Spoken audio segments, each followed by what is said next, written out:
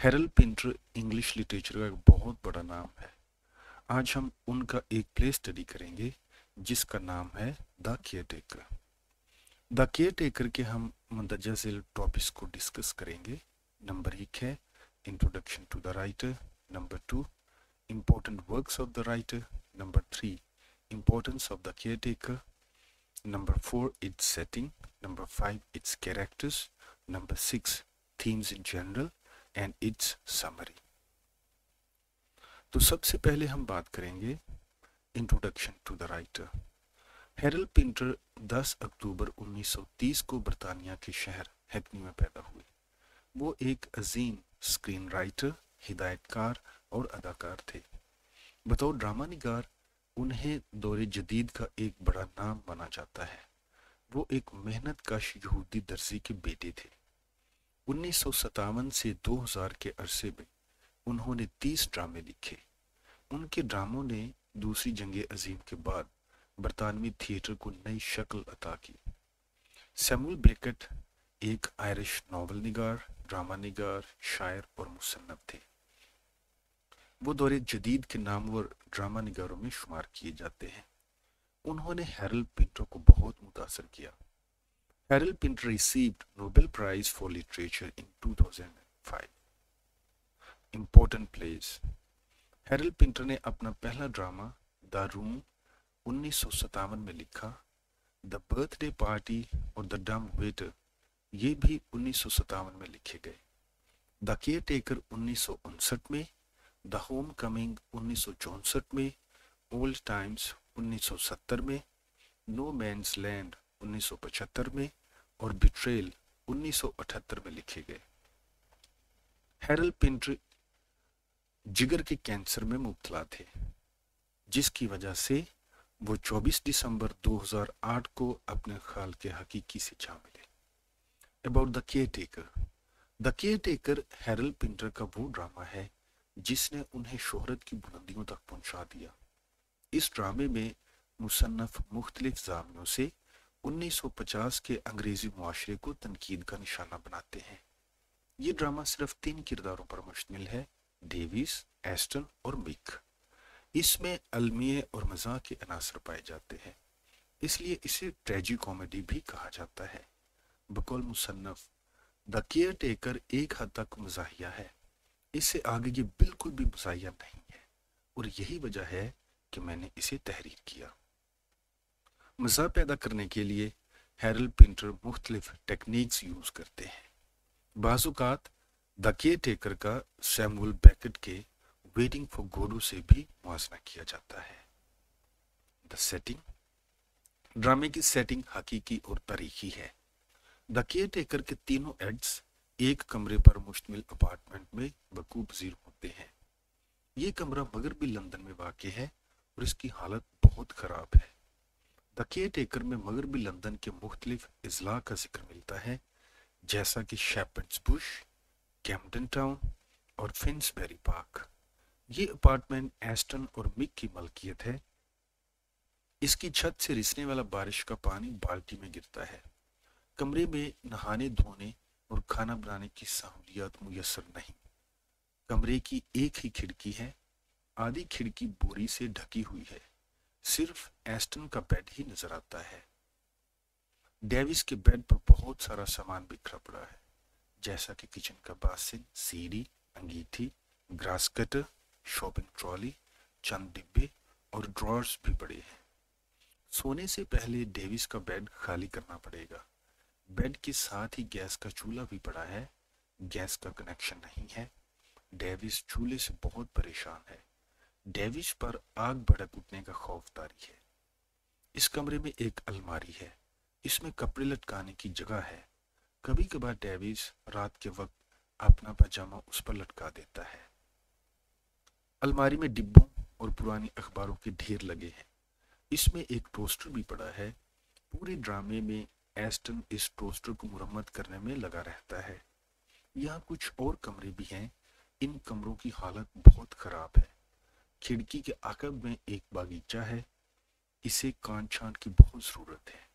Aston बागीचे को साफ करेगा और शेड बनाएगा। ताहम वाज़े दिखाई देता है कि वो ऐसा कभी नहीं कर पाएगा। Characters in the caretaker. इस ड्रामे में बूढ़े डेविस को मुआशरे ने रद्द कर रखा है। इसको ओल्ड ट्रैम्प भी कहा जाता है।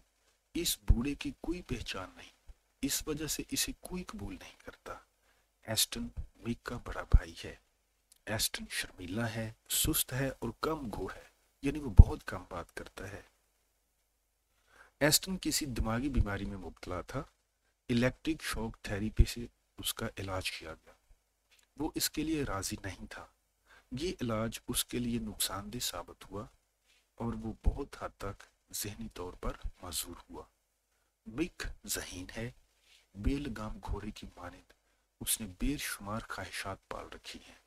वो अपने बड़े भाई का बहुत ख्याल रखता है। उसे भी मुआशरे ने रद्द कर रखा है। द केयरटेकर बरतानिया की सियासी, नस्ली, ज़ात पात के निज़ाम, धोखाधड़ी और शनाख्त के बहरान जैसे मौज़ूआत बयान करता है, और यही दरअसल इसके थीम्स हैं। ये drama the theatre of the absurd से ताल्लुक़ रखता है। इस किस्म के ड्रामे जो है the absurdity of human existence जैसे पहलुओं पर रोशनी डालते हैं, जैसा कि सैमुअल बेकर का ड्रामा है वेटिंग फॉर गोडो। मैंने उस पर ऑलरेडी एक वीडियो बनाई हुई है, मैं डिस्क्रिप्शन में उसका लिंक दे दूंगा। अगर आप the theatre of the absurd से मुतालिक मालूमात हासिल करना चाहते हैं, ये वीडियो आपके लिए हेल्पफुल हो सकती है। अभी हम ड्रामे की समरी जो है उस पर बात करेंगे। एक्ट 1। पहला एक्ट एक ऐसे कमरे में वकूअ पज़ीर होता है जिसके अंदर सारा सामान बिखरा पड़ा है। कमरे में लोहे की एक चारपाई है, पेंट की बाल्टियां हैं, बहुत सारे डिब्बे हैं, एक टोस्टर है, बुद्ध मत का मुजस्मा है, किचन का बासिन है और गैस का चूल्हा है। कमरे की छत से बारिश का पानी रिसता है। पानी रोकने के लिए छत के साथ एक बाल्टी लटक रही है। मिक अकेला कमरे में तशरीफ फरमा है। वो बेड पर बैठा कमरे के चारों अतराफ चीज़ों का जायजा लेता है। वो लगभग 20s में है। अचानक ही दरवाजे की आवाज़ सुनाई पड़ती है। उसके बाद कुछ अजीब सी आवाज़ें आती हैं। मिक कमरे से निकलता है। एस्टन अभी 30s में है। डेविस एक बूढ़ा आवारागर्द है। वो कमरे में दाखिल होते हैं। एस्टन डेविस को बैठने का कहता है और उसे सिगरेट पेश करता है। डेविस शिकवा करता है कि रेस्टोरेंट मालिकान उससे निचले दर्जे के काम का मुतालबा करते हैं, लिहाजा काम से इनकार की वजह से उन्होंने उसे नौकरी से फारिग कर दिया है। एस्टन टोस्टर की मुरम्मत में मसरूफ है, जबकि डेविस पोलैंड, यूनान, हबशियों और बेशुमार लोगों की शिकायत करता है। फिर वो कहता है कि वो ज़ाती सामान से भरा बैग भी रेस्टोरेंट में छोड़ आया है। डेविस एस्टन से घर से मुतालिक सवालात पूछता है। मिसाल के तौर पर घर में कितने कमरे हैं और कि एस्टन क्या करता है। एस्टन जवाब देता है कि वो घर का मालिक है, वो शेड बनाने का सोच रहा है। डेविस एस्टन से जूतों का सवाल करता है। वो उसके लिए जूते तलाश करता है। डेविस सवाल करता है कि जूते उसे पूरे नहीं हैं। एस्टन डेविस को कुछ पैसे देता है। वो उसे कहता है कि जब तक उसका कुछ बन नहीं जाता वो उनके साथ कमरे में ठहर सकता है। डेविस कहता है कि अगर मौसम ठीक रहा तो वो अपनी शनाख्त से मुतालिक मुसद्दका कागजात लेने सिडकप जाएगा। एक्ट 2। चंद लम्हात के बाद एक्ट 2 शुरू होता है। मिक डेविस से सवालात पूछना शुरू करता है। मिक का लहजा बिल्कुल भी दोस्ताना नहीं है। वो बार बार सवाल दोहराता है। इस किस्म के रवैये से बूढ़ा आवारागर्द परेशान होता है और डर जाता है। डेविस बताता है कि यहाँ रहने वाला शख्स उसको यहाँ लाया है। मिक उसे आगाह करता है कि वही शख्स दरअसल इस घर का मालिक है। मिक कहता है कि जब तक वो कमरा किराए पर नहीं लेता वो उसे पुलिस के पास लेकर जा सकता है। एस्टन भी एक बैग लेकर पहुंच जाता है। वो कहता है कि ये बैग डेविस की मलकियत है। मिक बैग छीन लेता है। कुछ देर के बाद वो डेविस का बैग उसके हवाले करता है और कमरे से निकल जाता है। एस्टन डेविस को मतला करता है कि मिक उसका भाई है और उसे खुद घर की सजावट करनी है। और उसे एक शेड तैयार करना है जहां वो लकड़ी का काम करेगा। एस्टन डेविस से पूछता है कि क्या वो केयर टेकर के तौर पर रहना पसंद करेगा। डेविस इससे गुरेजा दिखाई देता है। रोशनियां बुझ जाती हैं, मध्यम सी रोशनी होती है। डेविस कमरे में दाखिल होता है। वो रोशनी ऑन नहीं कर पाता और अंधेरे में लड़खड़ाता है। मिक पहले से कमरे में है। वैक्यूम क्लीनर से कमरा साफ करता है और उसके शोर से डेविस को खौफजदा करता है। उसके बाद मिक सॉकेट से वैक्यूम का प्लग निकालता है और उसकी जगह बल्ब का प्लग लगा देता है। डेविस और मिक की बातचीत होती है। मिक कहता है कि वो डेविस से बहुत मुतासर है और कि दोनों ने बुरे तरीके से बातचीत का आगाज किया। मिक डेविस को सैंडविच पेश करता है। वो दोनों मिलकर सैंडविच खाते हैं। मिक डेविस से कहता है कि एस्टन का मसला ये है कि उसे काम करना पसंद नहीं। उसके बाद मिक डेविस को बतौर केयर टेकर मुलाजमत पेश करता है। डेविस इस मुलाजमत को कबूल करने में हिचकिचाहट महसूस करता है, तब बाद में वो इस मुलाजमत को कबूल करता है। मिक डेविस से कहता है कि वो उसकी शनाख्त की किससे तस्दीक करे। डेविस जवाब देता है कि उसके कागजात सिड का पड़े हैं और वो जल्द ही वहां जाएगा। रोशनियां मदम पड़ती हैं, सुबह होती है। एस्टन डेविस को जगाता है और उसे याद दिलाता है कि उसका सिड कब जाने का मंसूबा था। डेविस कहता है कि वो चाय पीने के लिए बाहर जाना चाहता है। एस्टन उसे करीबी कावा खाने का बताता है। कमरे में रोशनियां मदम पड़ती हैं, सिर्फ एस्टन ही नजर आता है। एस्टन कहता है कि किस तरह से वो इस कावा खाने में लोगों से बातचीत किया करता था, लेकिन वो बहुत ज्यादा बोला करता था। फिर वो हालुसिनेशंस का शिकार हुआ। वो हॉस्पिटल में रहा, जहां एक डॉक्टर ने उसे इलेक्ट्रोशॉक थेरेपी की तजवीज दी। एस्टन कहता है कि वो उस वक्त बच्चा था। उसे मालूम था कि उसकी माँ की इजाजत के बगैर डॉक्टर उसे इलेक्ट्रोशॉक नहीं दे सकता। एस्टन ने अपनी माँ को लिखा कि वो डॉक्टर को उसकी हरगिज इजाजत ना दे, लेकिन इसके बावजूद उसकी माँ ने इजाजत दी। एस्टन ने वहां से भागने की कोशिश की।